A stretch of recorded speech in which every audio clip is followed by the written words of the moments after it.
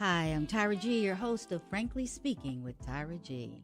Welcome again to our virtual global gathering of phenomenal women and those of you who love them. Yes, mothers, daughters, grand and great-grandmothers, fearsome and generous, humble and honest, in pursuit of new possibilities and purpose. Here we dig deep and we come up strong. For those of you joining us for the first time, each month we explore a new theme inspired by you. Yes, I said you. We bravely walk into places where tradition has taught us that there are some things we just don't talk about. But not at this table. No matter how hard judgment knocks, it cannot come in. Beloved, here we live beyond the wreckage. Every week we experience, educate, encourage, and empower each other. We share aha moments and stories that have been left in our pockets for far too long. And every week we start right where we are. I am so excited about how the show's progressing. We're in our 5th month of proof that dreams can come true. And you all know, Frankly Speaking with Tyra G is one of my most priceless dreams. I thank God for every remembrance of you and your gifts of ideas, your presence, and your encouragement. You know, those were the gifts that inspired me.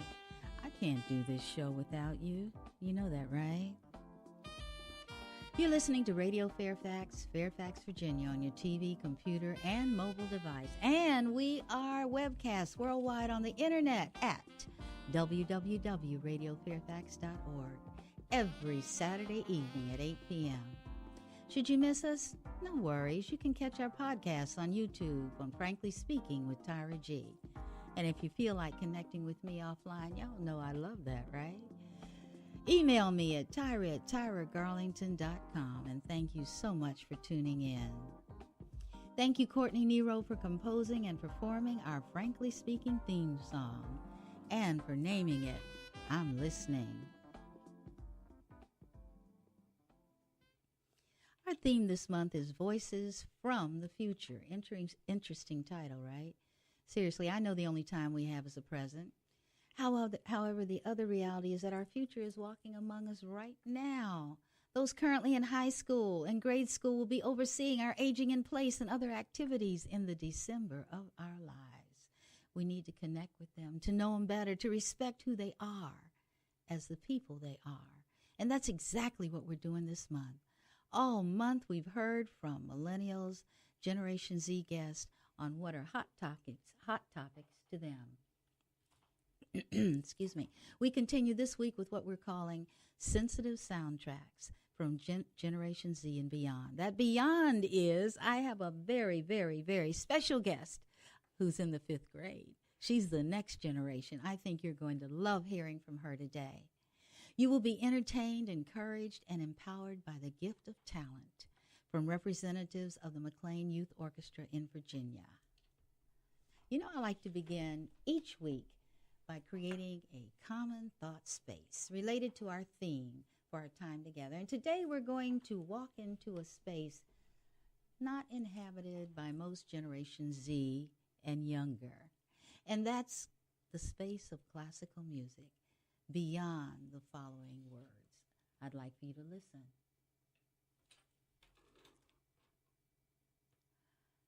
Audiences love classical musicians, young classical musicians. The oldest with the 3/4 size violin, the pianist whose legs just now reach the pedals, the kid whose confidence is as big as the talent exploding before his eyes.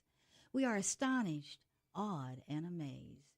We wonder how the parents of these accomplished young people on stage taught them to handle the pressures of performance with skill, poise, and sometimes even charms, much less to get them to practice.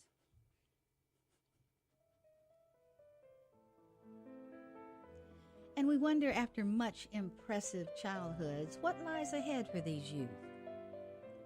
Will they join ranks with other top-flight performance and orchestras in the United States or abroad, spending their time playing the music they love?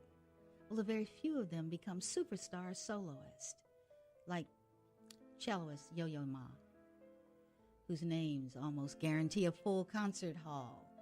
Now, for a different perspective, music pervades American culture, It's difficult to go to a bar, to a gym, to a restaurant, or a clothing store, or party without hearing background instrumentals and a bass line of drumming.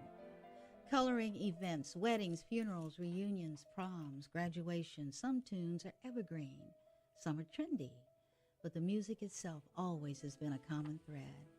Just as technology has changed dating, games, entertainment, and friendship, it has also changed our music consumption.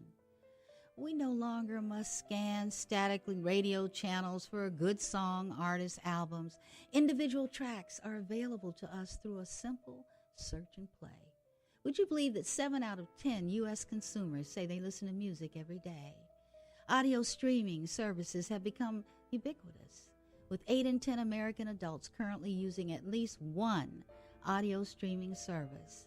Multiple audio streaming bands compete fiercely for these audio files with bands like Pandora, Spotify, and Apple Music. All three brands vying for the same ears in a saturated market. Unsurprisingly, consider that more than 9 in 10 younger Americans listen to music every single day.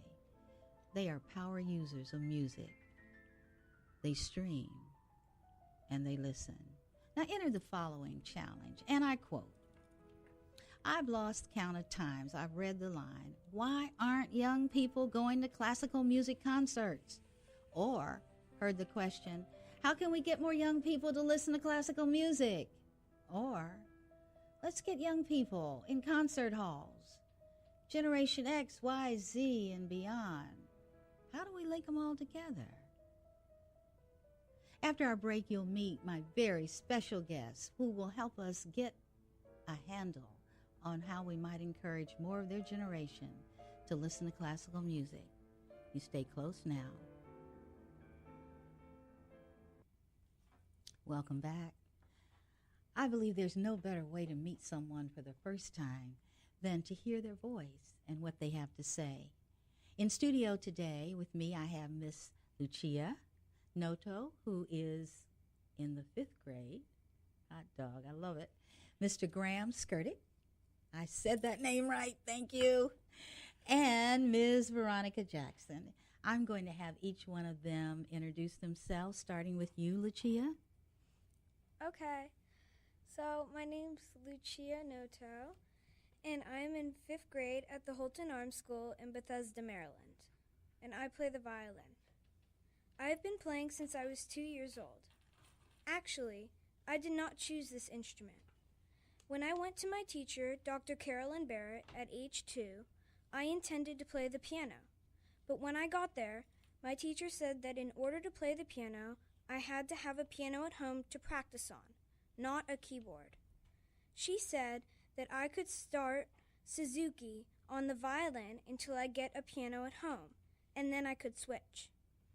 When my mom asked me about 6 years ago, I didn't want to switch because I wanted to focus on one instrument and get good on it instead of having 2 to practice.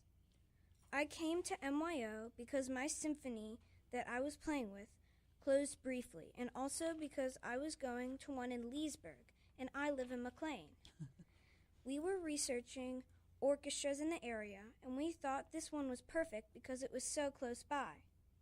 The only thing was that all the kids playing in the youth orchestras were in 7th, 8th, and 9th grade, and I'm in 5th. When I got there, though, they treated me like an equal, even though I was so much younger than them. My teacher for the MYO, Miss Jackson, is very kind and helpful, and she helps each person individually when they don't know how to play something. She also helps with markings in the music. That's what I like best about MYO. Everyone is so welcoming and helpful. One of my biggest dreams is to become a vet. I love animals and want to be able to help them. I got a dog 2 years ago, and whenever I play the violin, he slowly drifts off while listening to the music. One of my challenges in life is being short on time to just play. The reason is that I have many activities that I do.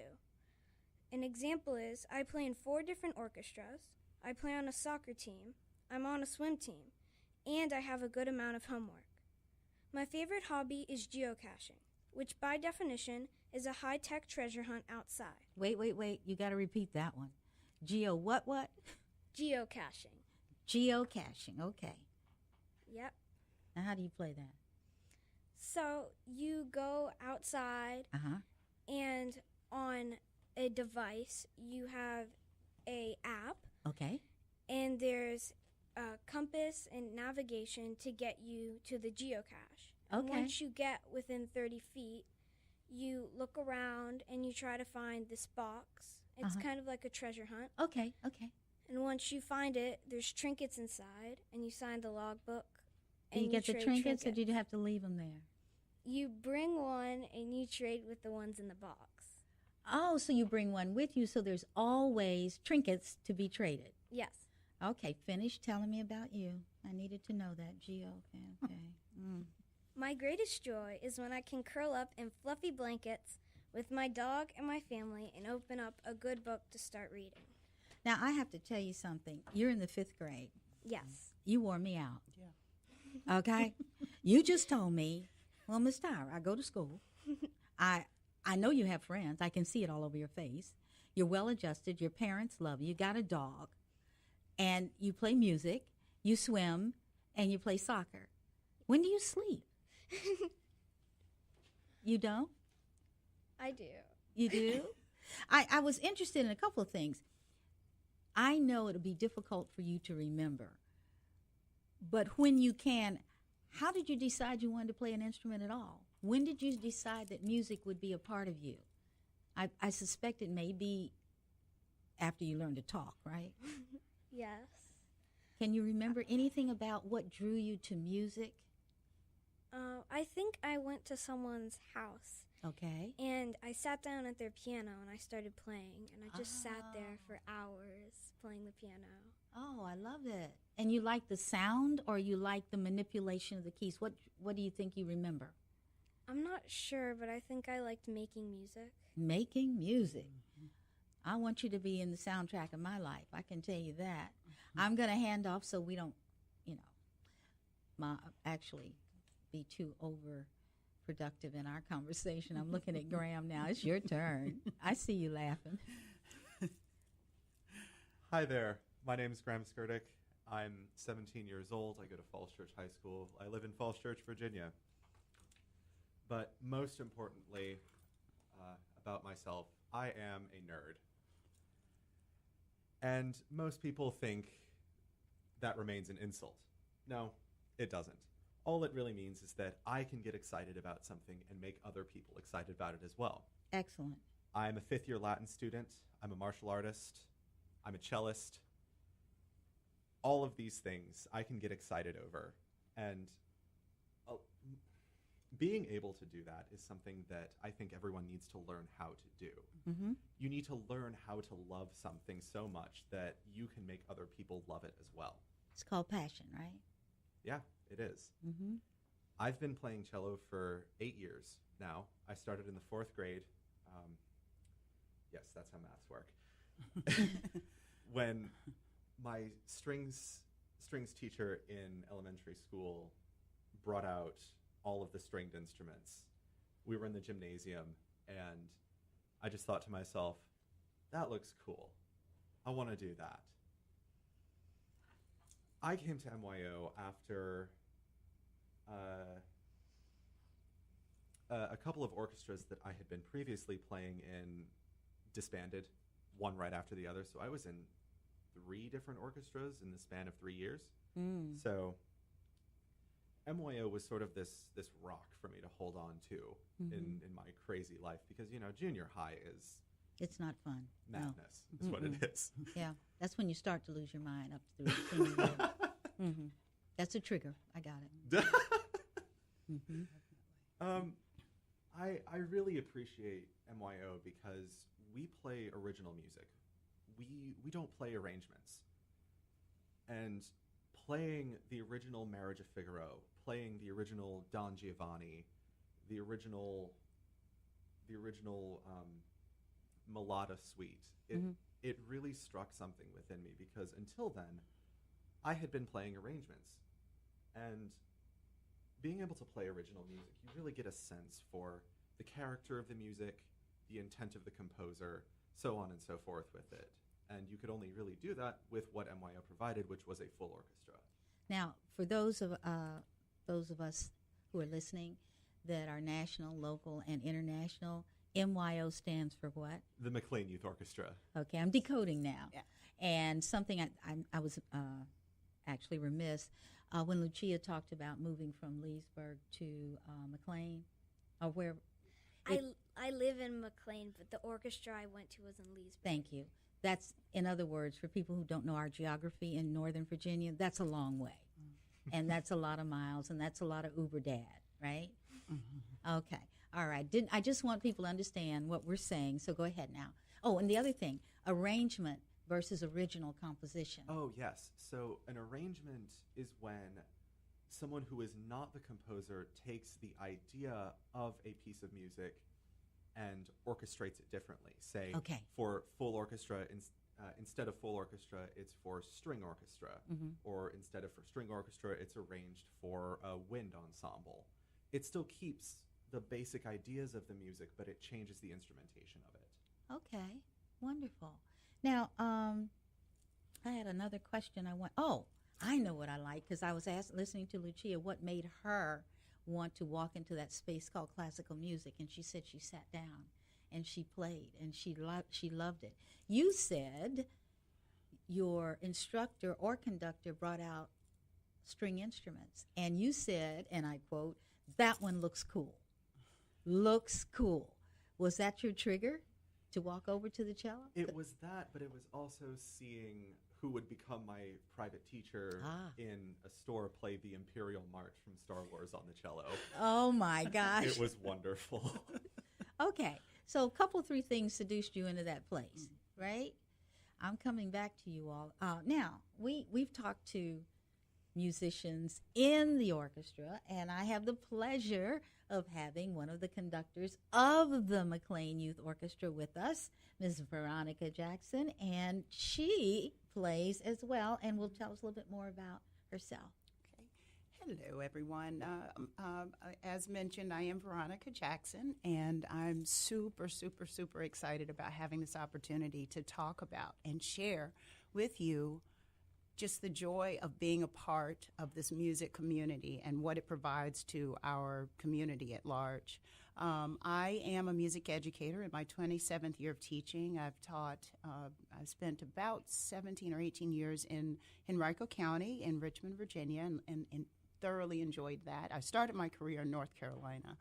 I am now working as a middle school educator with Hammond Middle School in Alexandria City Public Schools, where I love using my gift to work with just energetic, focused most of the time, sometimes, maybe not, energetic students in the middle school age. And it's just really, really, really so rewarding, even now at my 27th year of teaching. Whoa. Yeah, I know, right? Awesome sauce. I know, I know.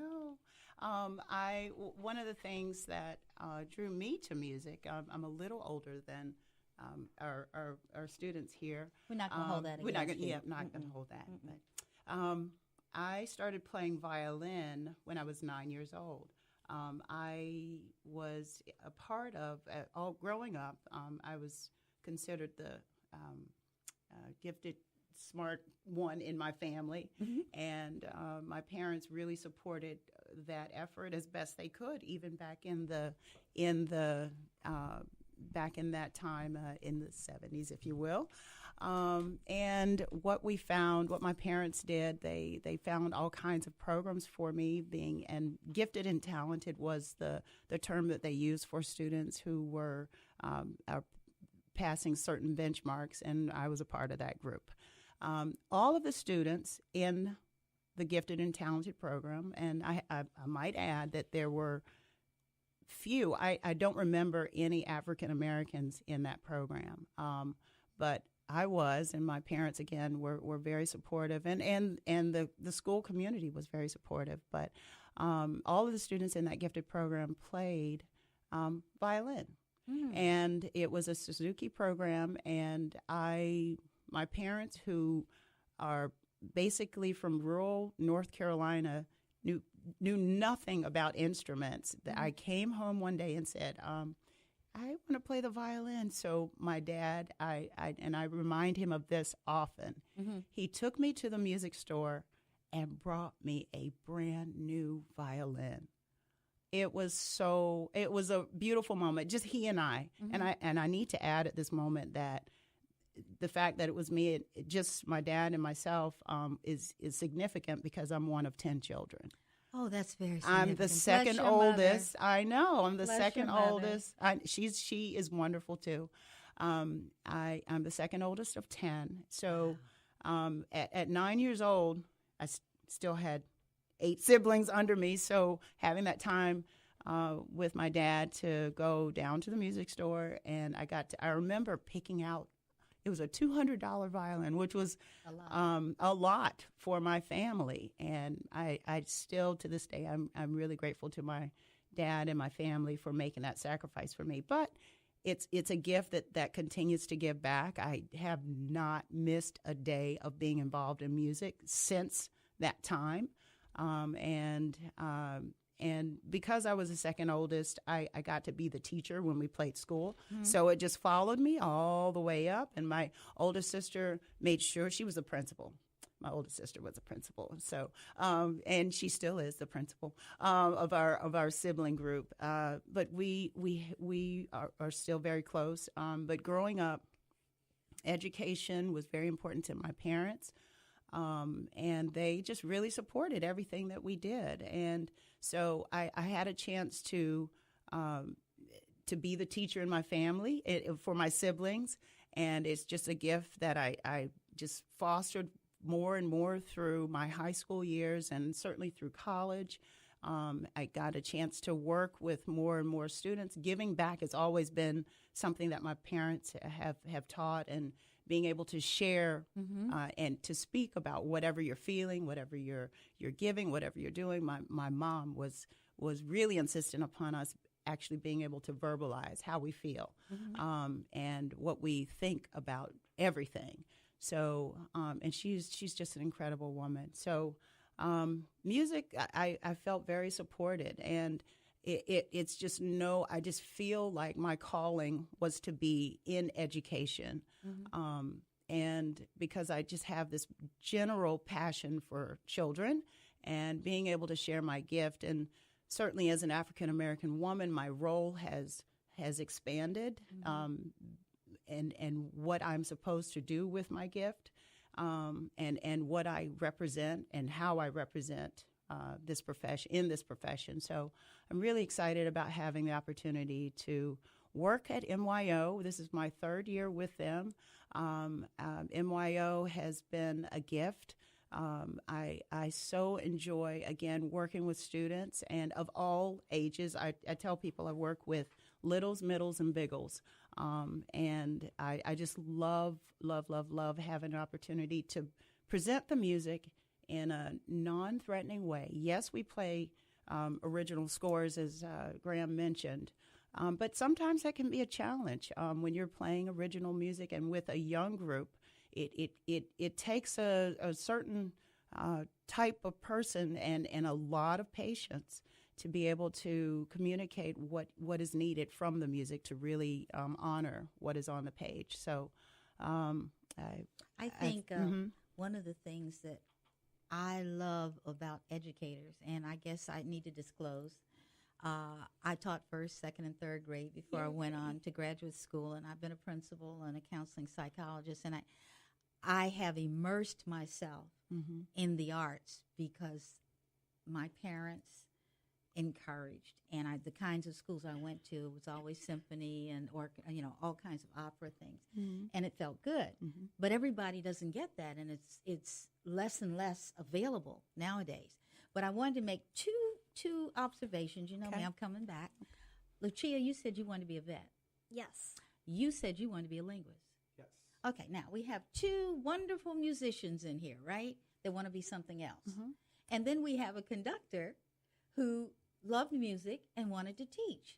So if we look behind those words, what I think is important is you can have a passion, a gift, and a talent about more than one thing.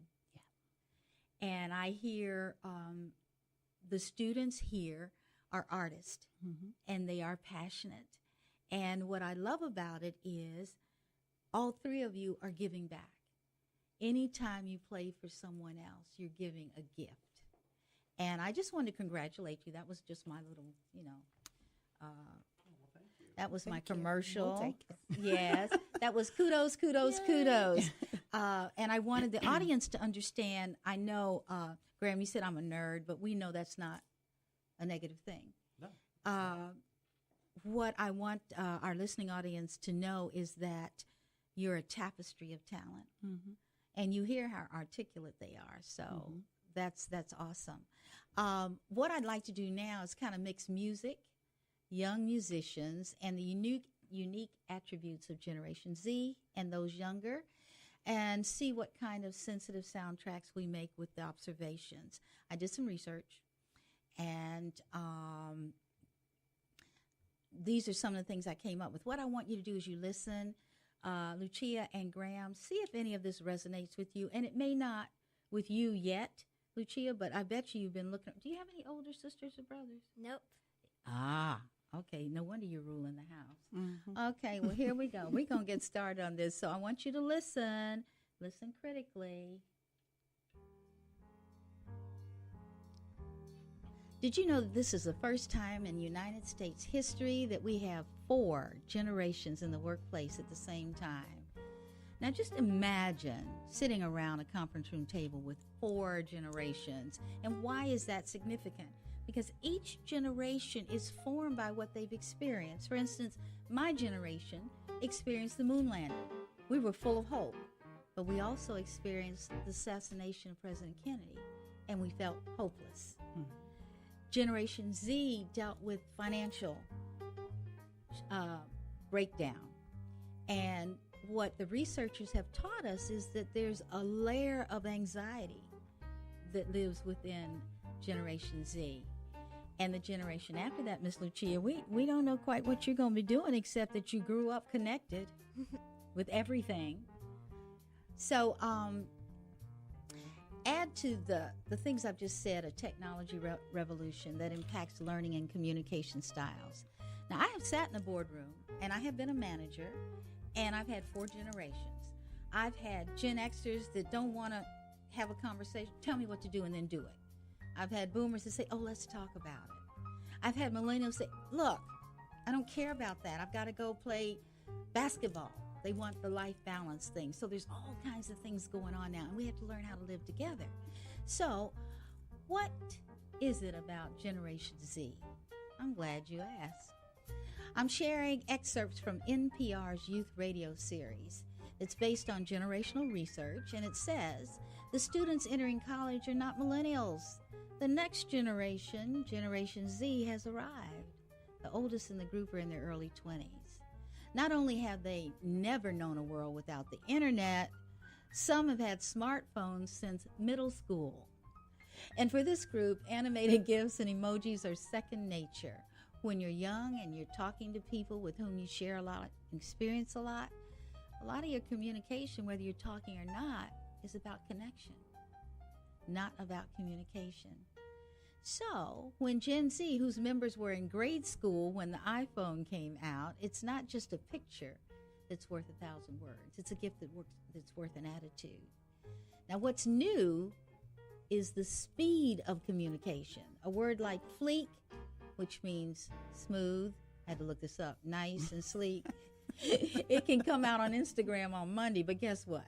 On Wednesday, your parents will know what it means, or not, like me. So how do we effectively and efficiently connect with and communicate with generations that are Z and younger? One way to do it is to ask. So I ask, and here's some of the quotes. So listen to some of these and see if they make any sense to you. First one, whenever I'm bored, I can always find something to do with my phone. Second, I can't live without my laptop because I'm enrolled in a virtual school and I have to use it. Second, It's very easy to get addicted to this phone thing. Listen to this one. I did over 20 hours yesterday on Face Chat with my friends. Please. My phone would say if it could talk, I am exhausted. Would you give me a break? I use it so much. Another quote. For me, being cool is being myself and having friends who like me for who I am. Another, knowing my phone, now listen to this, is close to me, makes me feel secure. Any of that resonate with either one of you? Have you seen any of the older young people with their phones looking like that's all they can do? Yes. Let me ask you this. This fascinates me. I go out sometimes with friends for dinner, okay? And I go to, restaurants, and I can see people on dates. And they're sitting there, I guess they're chatting on their phones, but there's no eye contact, there's no expression, there's no empathy. Completely engrossed. They are engrossed, and sometimes I don't think they're even talking to one another. I think they're doing their own thing. And they put it down to eat, but pick it up immediately. And for me, because I am at that age, the end of the toilet paper roll, I'm like, really? If I go on a date, I want you to look at me, look at my beautiful eyes. I want to look at your eyes. I want to hear your voice, and okay, enough of that. Did you hear anything, Graham, in any of those statements? Yeah, I did. The quote about being yourself and having friends that like you for who you are. My philosophy is, if you are someone else with the people that are around you, and they are friends with you, they're friends with that person. They're not friends with you. Yeah. How does that feel? I make an effort myself to be myself around my friends, though I notice myself suppressing some behaviors, accentuating others. Depending on who you're with. Depending on who I'm with, yes. But it's so subconscious that I don't have to put effort into it. I don't have to try to be more talkative around my friends who know me as more talkative. I don't have to try to be quieter around my friends who know me as quieter. So, but if you are trying to be somebody else around people that you want to be around, they're liking what they see when you give it to them. But if you start being yourself, they're going to say, "Who's this?" So there's a that mask Yeah. versus authenticity. I heard something earlier today that I had to write down, and it was about relationships. And it said your tribe, 3 categories of friends or people in your life. Your tribe understands your vibe. You kind of like the same things. Maybe you eat the same things. Me, I don't eat red meat, There are a few people around me that don't do that either. But then it went to your crew knows what you've been through. So you don't have to explain yourself.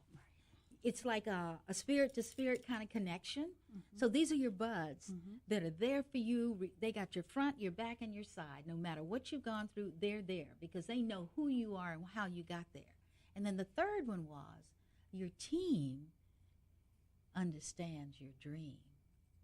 So I thought, I'm going to, look at me, I'm using it already. But I think, Graham, what you said is, and I see this a lot with young people. I mentor some young women, and the hard thing for them is to take off the mask because they see when they take off the mask that people may see their scars.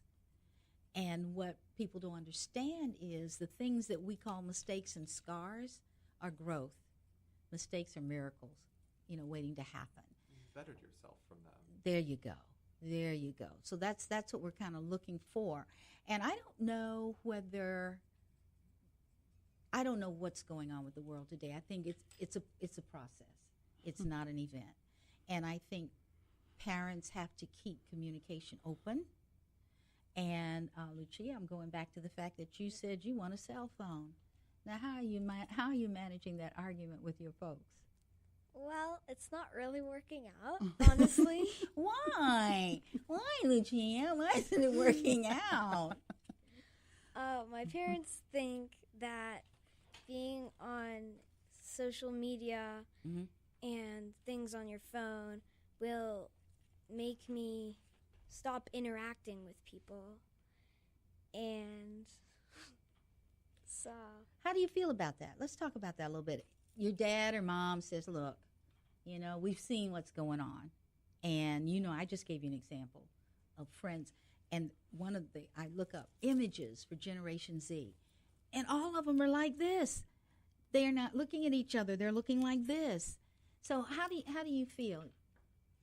well, I try to convince them that I wouldn't do that and that I'd only use my phone for emergencies and that I wouldn't be like that girl who spent 20 hours on FaceChat. How about that? Can that be? I don't believe that. No. I don't believe that. I Mm-mm. find that a little outlandish. Yes, a bit. We need to take her to see someone, to talk to someone. Yeah, It she is should true. spend time with someone. And Yeah. See, if look she at has you. that much You time, got it. she And look should. at how much I keep thinking the list that you gave of all the things you're doing. Yeah. When are you going to have time to do this? You can't do it when you're swimming. No. You can't do it when you're playing soccer. Nope. You can't do it when you're playing the violin. I bet your parents don't let it on the table when you're eating. No. So why you need a phone? Well, Because you just want one, don't you? yes. I know that. And you know what? It's okay because that's part of growing up, right? Yeah. And I'm sure they have made a promise at some point in time you will get one, right? 13. Okay. That's good. There'll be a lot of teachers that are very happy about that. That you're waiting till 13. Absolutely. Absolutely. Well, what I want to do is do a brief message, and then we have a treat in store for us. We have Lucia and Graham and Veronica that are going to perform for us. So I'm going to do this quickly. Stay close.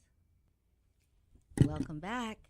I've got Lucia standing up holding her violin. She's going to speak into the mic and give us the name of the song that she's going to play.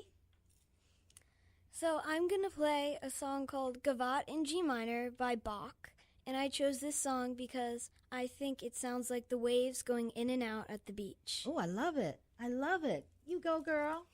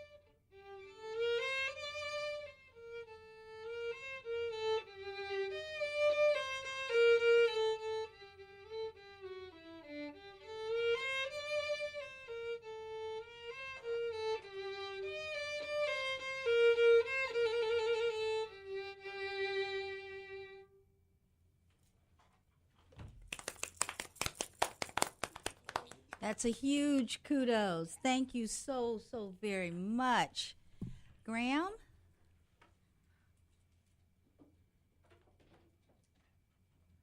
And you want to tell us the name of the song you're about to play and why you chose it?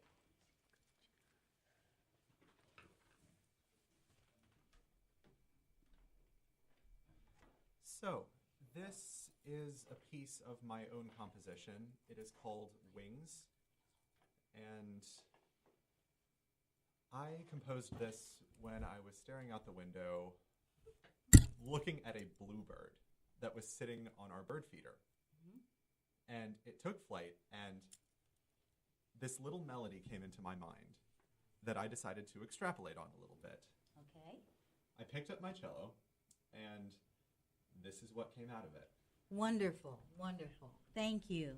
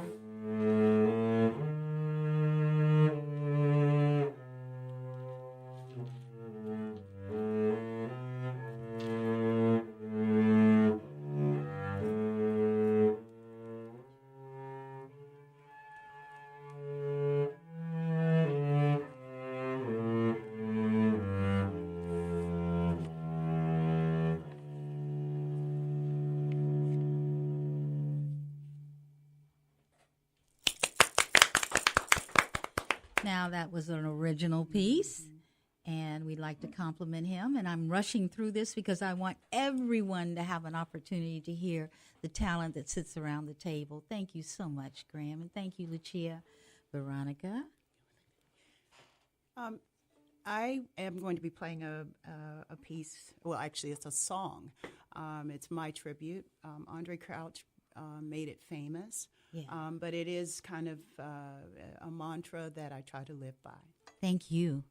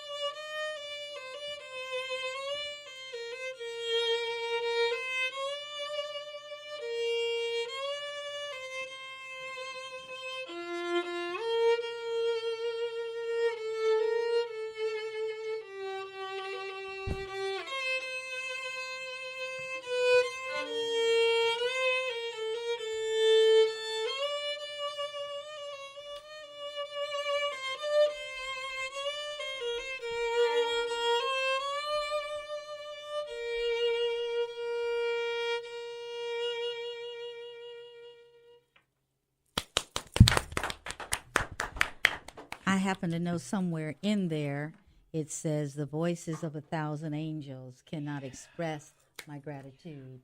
I asked Veronica to read a letter that she wrote to her younger self, and she's going to do that now. Listen up, folks. This is one of those spirit-to-spirit and heart-to-heart thingies, I think. It was a bit therapeutic to do this, but here's what I came up with. All right, darling. Hey, girl, it's me, your 50-year-old self. Yes, girl. At 50, I can tell you that all of the things that you will experience will make sense, but not until you're in your late 40s. So here's what you need to know. Potential. You will hear this word a lot. First of all, your 9 siblings all have names or titles like the cute one or the one born in the house or the light-skinned one. Your title as the smart one is one you will embrace. Your parents will seek to put you in special programs that accentuate your strengths as a speaker and a performer. They will drag the entire family, the Mayo dozen, to many of your performances. Your music teachers will say things like, "She has so much potential," and "I like how you're working to your potential." Side note, girlfriend, you will use that phrase a lot when you're speaking with your own students. Yes, you're going to be a teacher. You will enjoy being the one that your siblings ask for help on homework. These will all make you feel good about most things, but not that lonely feeling of not being the cool one or the pretty one. Please know that you will grow up and live to and beyond your potential because of all the encouragement you'll receive from your high school teachers and your college professors. And yes, honey, you will be pretty cool because you are loved and respected by so many. Here's something else you need to know, girl. Love. You know how awkward of a subject this is for us. Yes, even at 10 years old, you're thinking about this concept of a soulmate. But right now, even with all of your academic and musical potential, you might not love yourself as much because you're second-guessing your very existence as you seek the approval of your friends and those around you.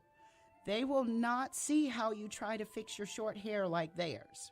They will not see how you try to wear your mom's clothes and maybe fashion yourself after others so that you can look like them. Newsflash, honey, your body is not like theirs. Your hair is not like theirs. What you do have is true love for treating people with kindness. You will have incredible friends who will love you for who you are. However, listen, younger self, listen to me. Please know that when you begin to love yourself, you will forgive those who have hurt you. With the pain that has stunted, maybe sometimes feel you so bruised physically and mentally. You will forgive yourself for the years of self-doubt and fear. You will appreciate learning how love and forgiveness are synonymous. Okay, lastly, girl, here, listen to this.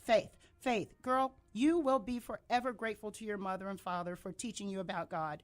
You have faith in God now. This faith will carry you through challenges. There will come a time when your faith will be shaken.